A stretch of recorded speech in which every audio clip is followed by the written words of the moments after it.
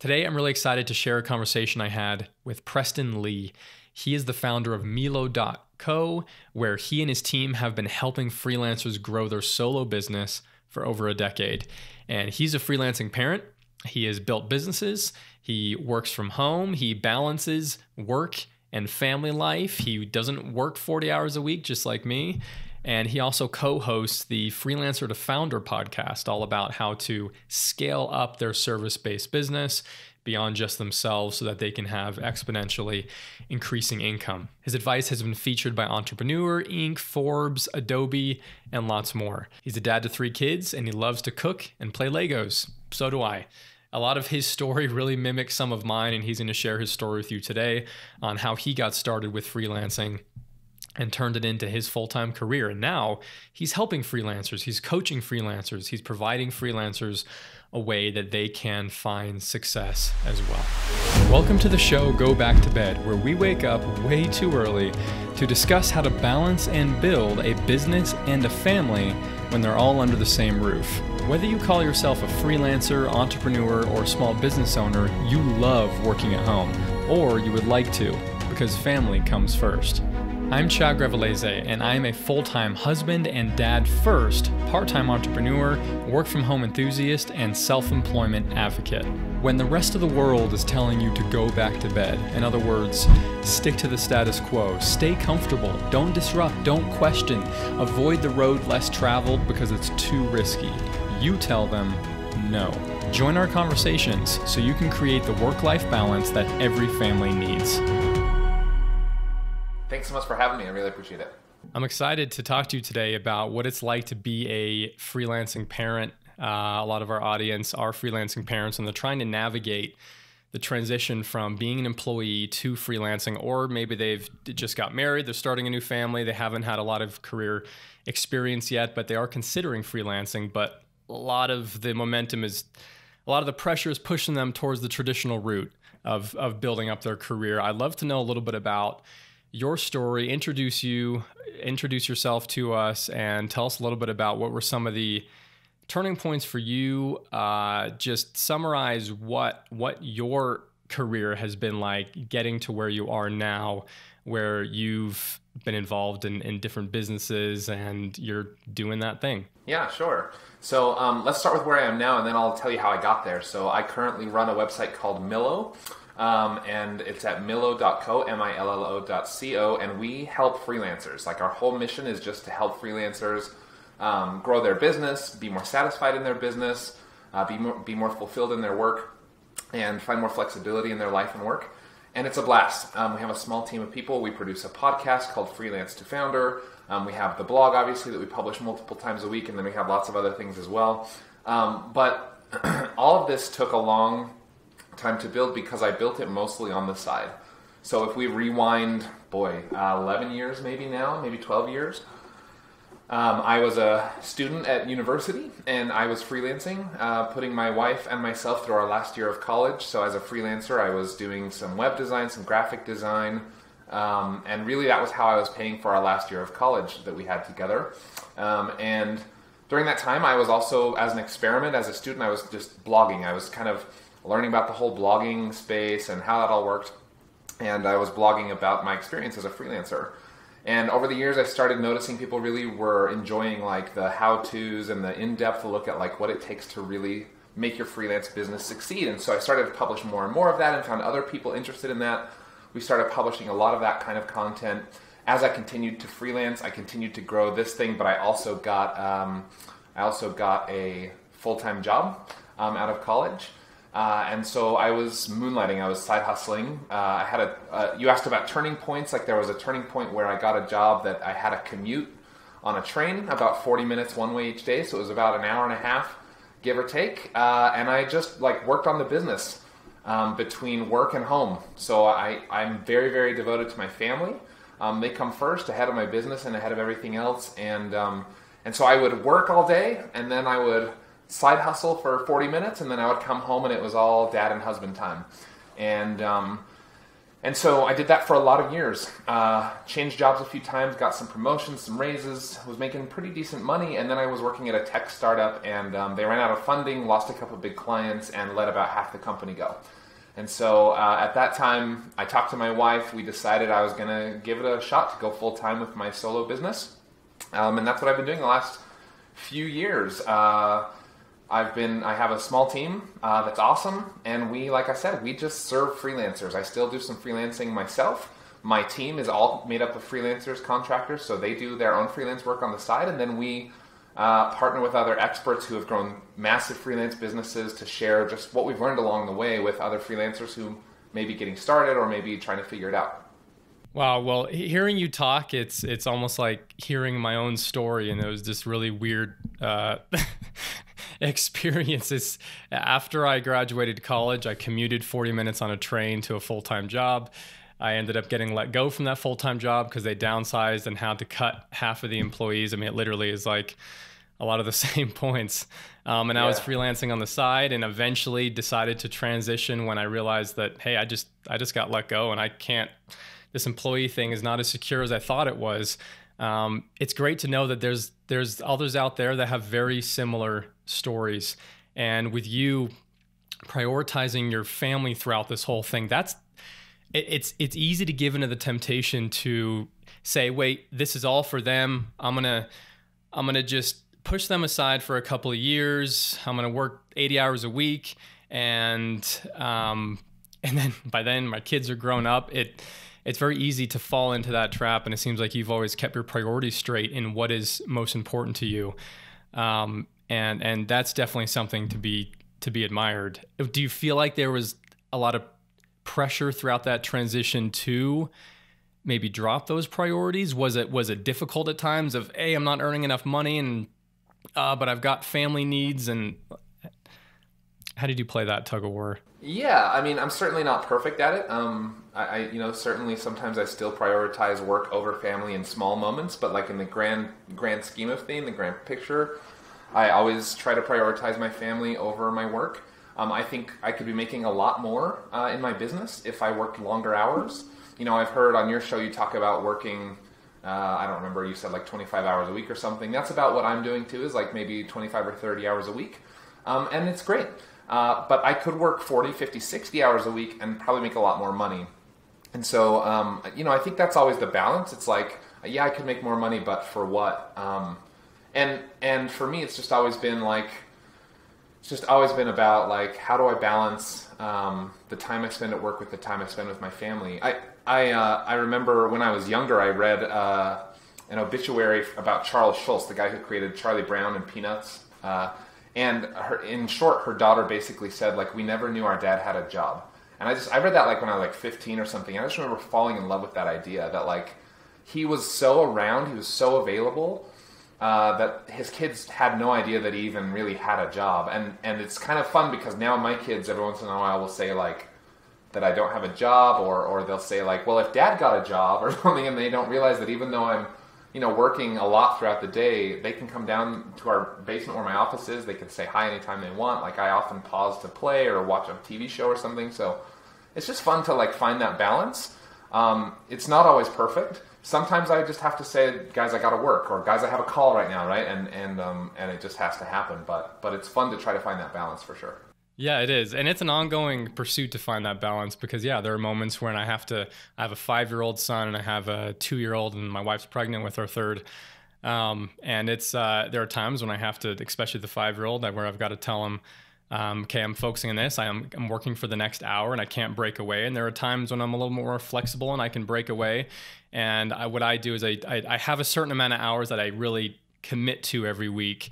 Unless I'm specifically taking time off, because I know if I put in those amount of hours, it's going to result in me producing the continued results that I need to produce. But I'm, somewhat flexible on schedule, but I've noticed that when I stick to a consistent schedule, it's much easier on my family. My son, who doesn't quite know how to tell time yet, it's amazing how when 4 o'clock hits, which is usually when I end my workday, he just knows that, okay, ready to play? It's time, even though he doesn't know how to tell time. It almost really helps the family in that way. But I like how you brought up how it is this it's not always pretty and it's not always just easy going. And sometimes you have to keep telling your kids over and over again why you're doing what you're doing, and they don't fully understand the economics of it. But I do admire that you're really trying to make that balance work. It's something that I've always wanted to do since being a kid. My dad, he was there. He had a normal job, but he was there as a normal dad is on the weekends, evenings. But I knew that he wanted to be there even more. So. Yeah, and I think, my dad was the same way, and he's a fantastic father. But yeah, I think he would have liked to be around more. And I think too, what happens sometimes, and I don't know that this happened with my dad necessarily, but I see it all the time. I think it happens to all of us to an extent, and that is, you start out saying like, I'm going to work for my family, like you mentioned earlier in the show, right? Like, you start going to work thinking like, this is for my family, this is for our livelihood, this is for our home, like I have to pay for our home, I have to pay for groceries, like there's all these things and it's my job. Often as men, we feel like it's our job. Of course, it's shared between whomever decides to take on that responsibility, but like, at least in our family, like I was kind of raised that like it's the man's job to take care of the family and provide for the family, make sure that we're set, right? So particularly financially. And so you start off that way.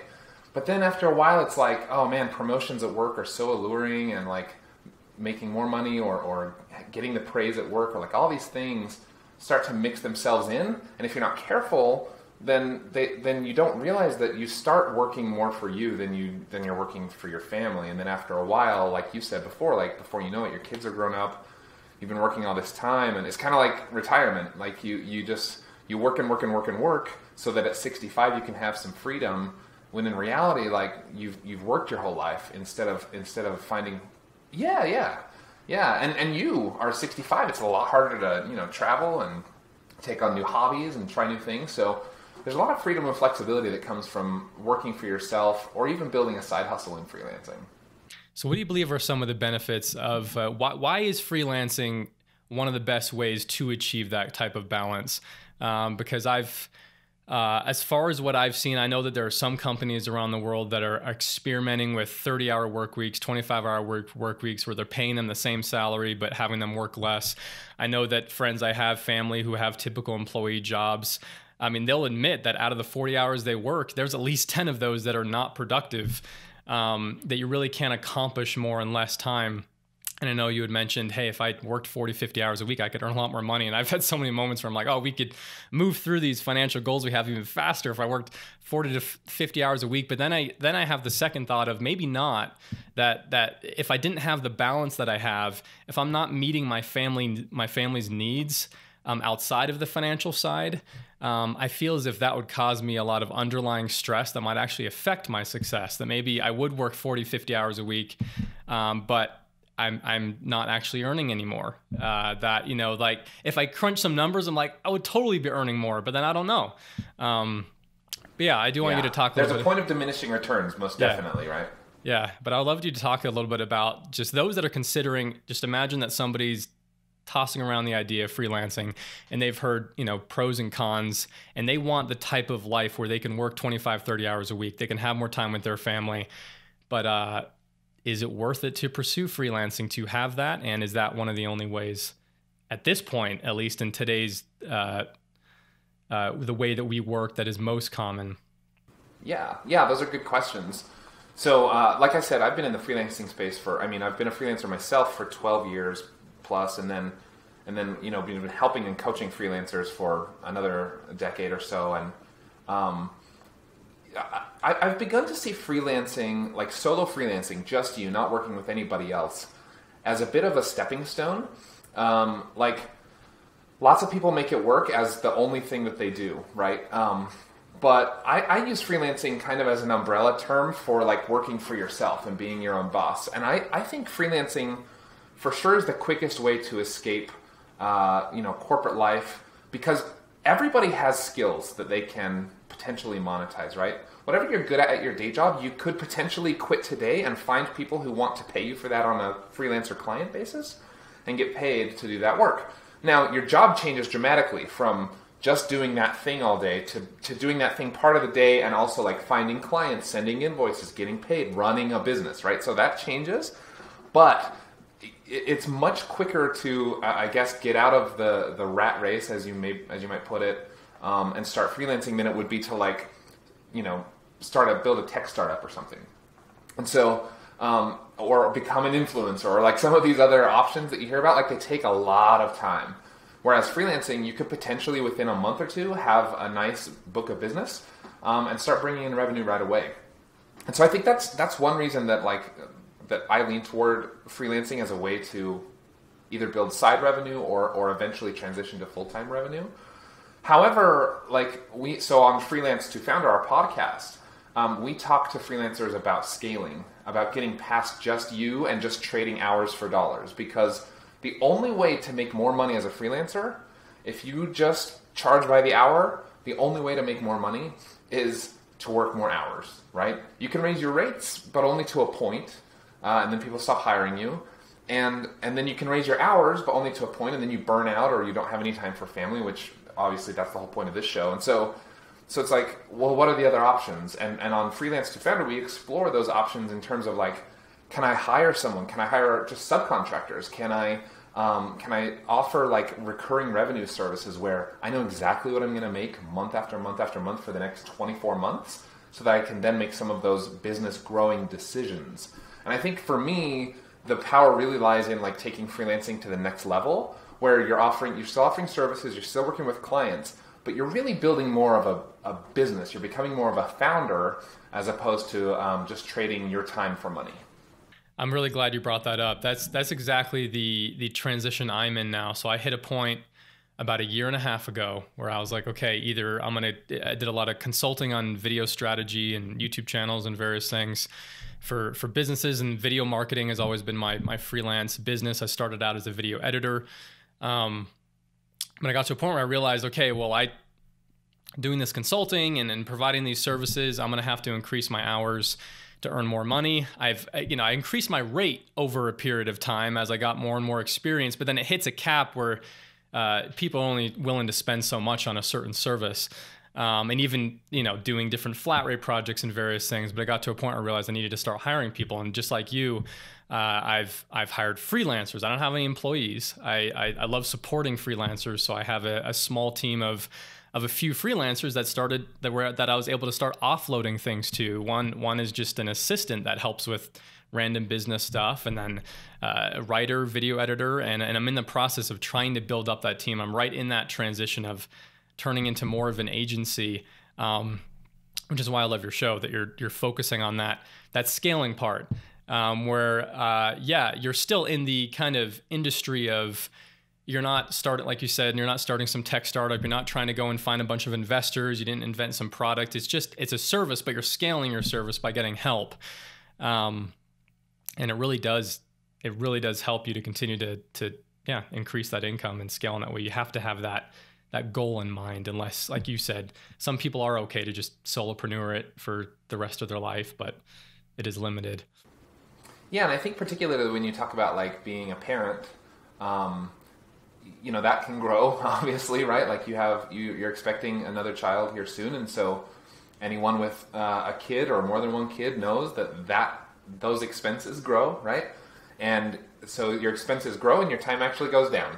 And so if your available work time, I should say, actually goes down. And so if you're only trading your hours for money, then that becomes a real problem if you want to grow a family as well. Because with each kid you have, you seem to have a little less time to work. And then, you seem to have a little bit more expense. And it's the best possible thing that has ever happened to me is having a family. But the reality of it, the economy of it is that I have less time to work and I have more expenses. And so I have to find a way to now scale my business, where I could maybe be a solo freelancer and support my wife and one kid. Another kid comes along and maybe I'm going like, okay, how am I going to now support a family of 4? Just trading my hours for money. And sometimes the math doesn't necessarily work. So that scaling piece is really important in terms of being a freelancing parent as well. Definitely. Well, anyone listening, I encourage you to go and check out his podcast to learn more about how to do that scaling process. I wanted to ask you a little bit about what are some first initial steps that somebody ought to take that they've never had a client before. They have some idea of what they could do as a freelancer. Maybe they've been doing some copywriting for a local business as an employee, and now they're thinking of freelancing. What are some of those first steps to take before they quit their job to get to even know when to quit their job, but that way they can get the process started to leading towards their first client or two?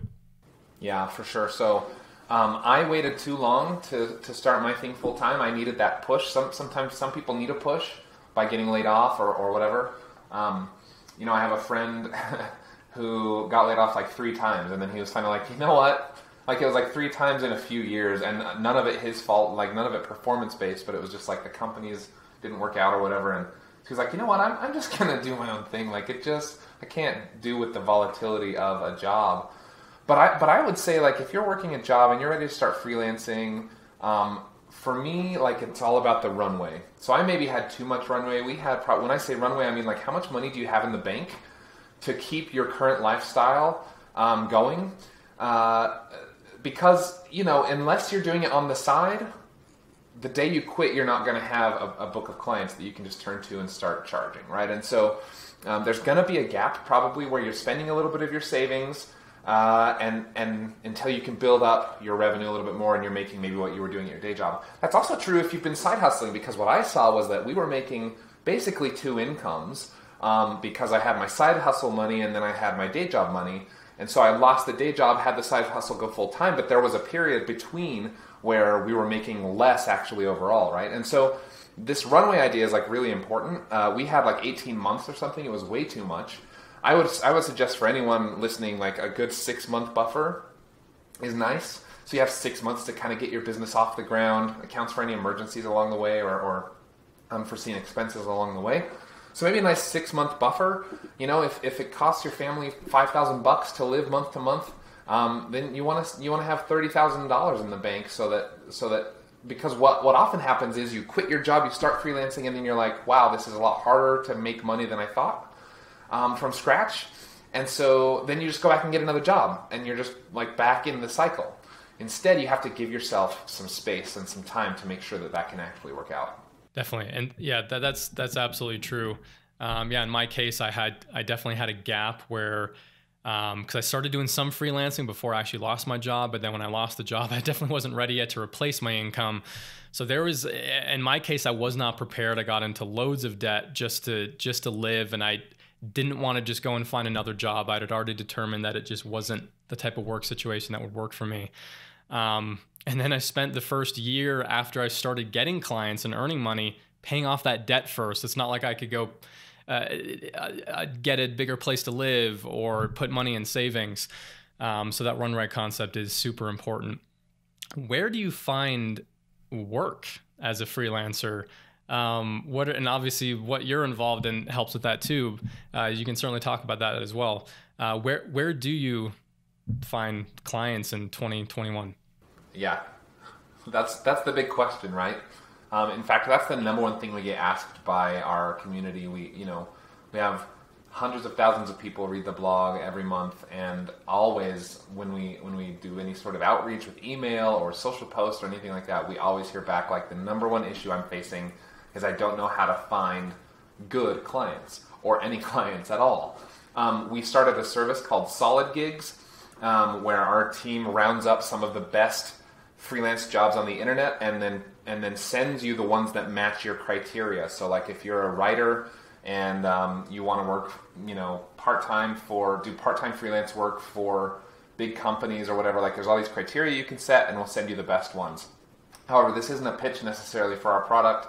There are lots of ways you can find your first clients or new clients if you need to. For me, like we've talked to freelancers who work exclusively on sites like Upwork or sites like Fiverr.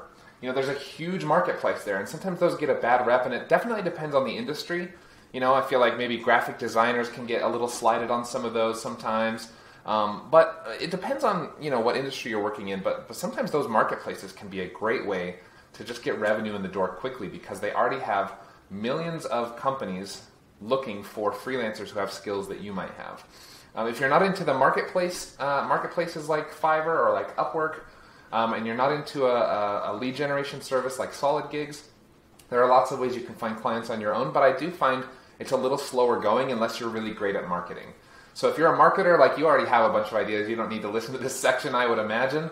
But if you're not a natural marketer, if you don't know how to advertise and reach people and connect with people and book people and close a deal, I would suggest joining groups where your clients might be hanging out.